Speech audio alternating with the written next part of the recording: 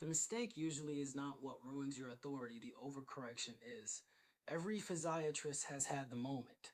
You are in a meeting with hospital leadership, a payer, a referral partner, an administrator, or a potential client.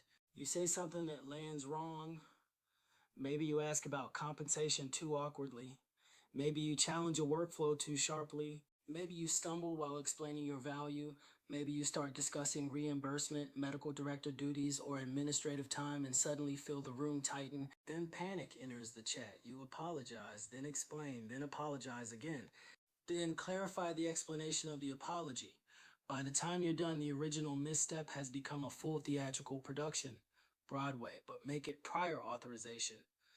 Here is the hard truth in business, especially physician entrepreneurship. People rarely remember the tiny verbal stumble. They remember whether you recovered with leadership or spiraled with insecurity. And that distinction matters if you want to build a profitable physiatry practice. Physiatrists are entering a defining moment.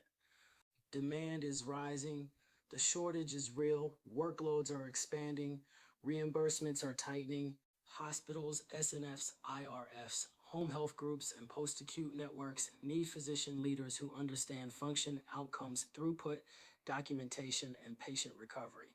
But need does not automatically create leverage. Leverage comes when you can communicate clearly under pressure.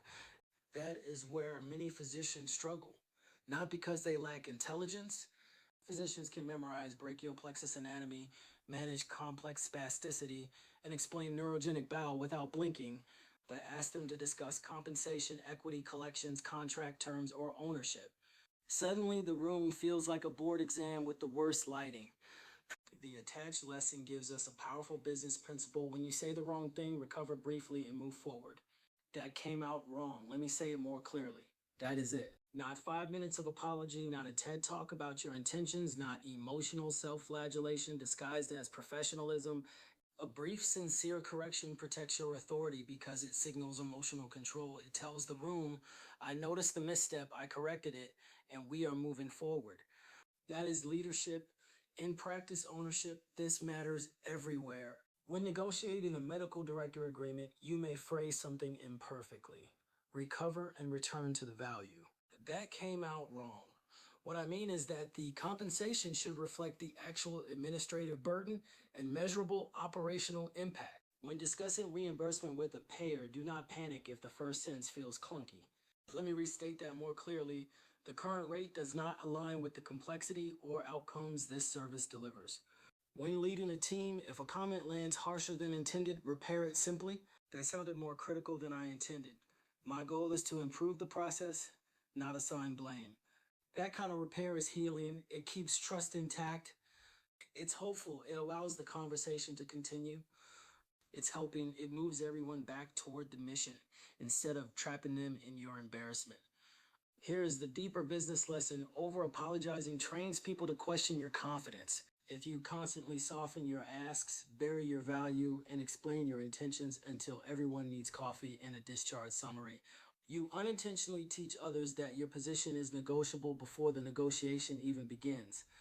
The profitable physiatry practice owner does not need to be perfect, but they must be composed.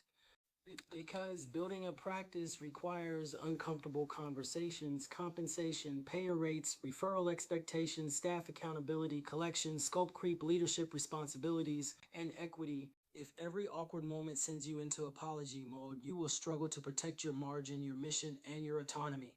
Clinical excellence opens the door. Business composure keeps you in the room. The next time you say something imperfectly, do not make the moment bigger than it needs to be. Use the 1 sentence recovery rule.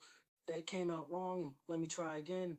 Then continue. Because the goal is not to be flawless. The goal is to be trusted. And in the business of medicine, the physician who can repair briefly, communicate clearly, and keep moving is the physician who becomes more than a clinician.